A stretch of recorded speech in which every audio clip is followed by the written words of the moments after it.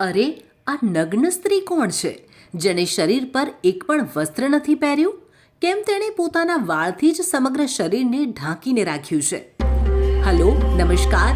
અમારી યુટ્યુબ ચેનલમાં ફરીથી એકવાર આપનું સ્વાગત છે. હું છું ઝિંકલ. મિત્રો, આ મહિલાનું નામ છે અક્કા મહાદેવી, જેમને દક્ષિણ ભારતની મીરાબાઈ પણ કહેવામાં આવે છે. ઘણા બધા લોકો અક્કા મહાદેવી વિશે કદાચ જાણતા પણ નહીં હોય, પણ એ એવા શિવભક્ત હતા જે અંતે શિવમાં જ સમાઈ ગયા.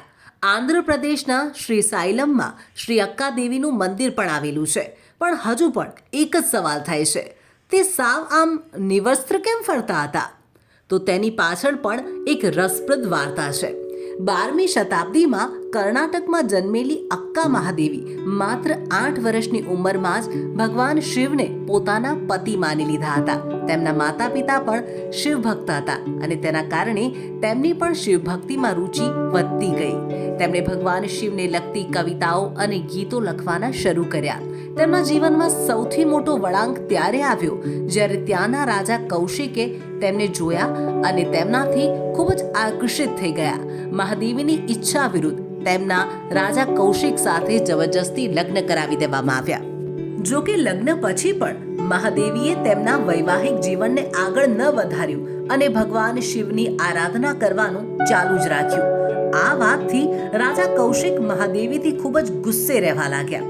એકવાર ભરી સભામાં રાજાએ મહાદેવીને બોલાવી બધા જ આભૂષણો, ઘરેણાં, એટલે સુધી કે પહેરેલા કપડાં પણ ઉતારીને લઈ લીધા અને તેમને દેશ નિકાલો આપી દીધો.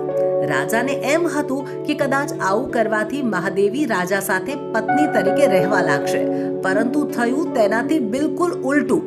મહાદેવી રાજાની આપેલી આ સજાથી ખુશ થઈ ગયા, કારણ કે હવે તે આઝાદ છે અને ત્યાર પછી તે સમગ્ર જીવન દરમિયાન નિવસ્ત્ર જ રહ્યા. કોઈ ઘરેણાં કે આભૂષણ પણ ક્યારેય ધારણ કર્યા નહીં. તેમના લાંબા કાળા વાળથી જ તેમણે શરીરને ઢાંકીને રાખ્યું અને શિવભક્તિ કરી. તેમણે સમગ્ર દક્ષિણ ભારતમાં ફરીને લોકોને આધ્યાત્મિક માર્ગ પર ચાલવા માટે પ્રેરિત કર્યા. સમગ્ર જીવનકાળ દરમિયાન તેમણે અનેક કવિતાઓ અને ગીતો લખ્યા, જે આજે પણ કર્ણાટક અને તેની આસપાસની જગ્યાઓએ ગવાય છે, વંચાય છે. અક્કા મહાદેવીનું સમગ્ર જીવન લોકો માટે ઘણું બધું પ્રેરણારૂપ છે.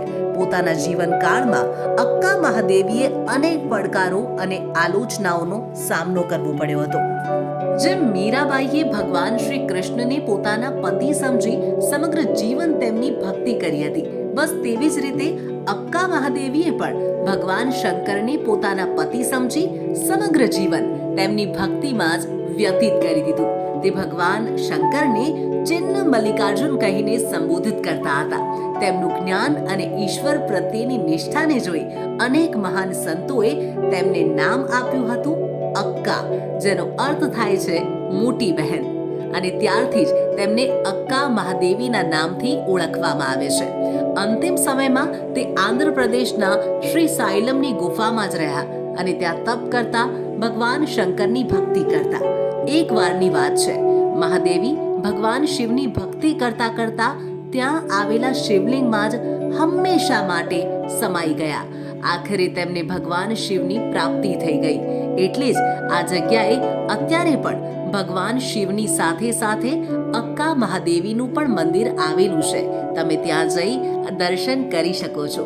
પરંતુ ખૂબ જ દુઃખની વાત એ છે કે આટલી મહાન શિવ ભક્તની આ કથા ખૂબ ઓછા લોકો જાણે છે. મહાન અક્કા મહાદેવીની કથા દરેક વ્યક્તિ સુધી પહોંચવી જોઈએ. એટલે જ આ વિડીયોને ઝડપથી શેર કરો અને કમેન્ટમાં જય અક્કા મહાદેવી લખવાનું ન ભૂલતા.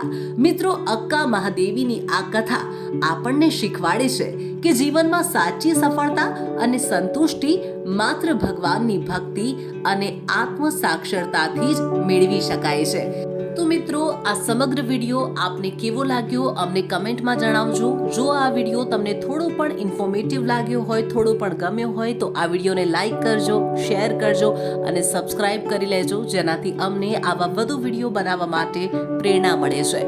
હવે મળીએ નેક્સ્ટ વિડીયોમાં. Thanks for watching.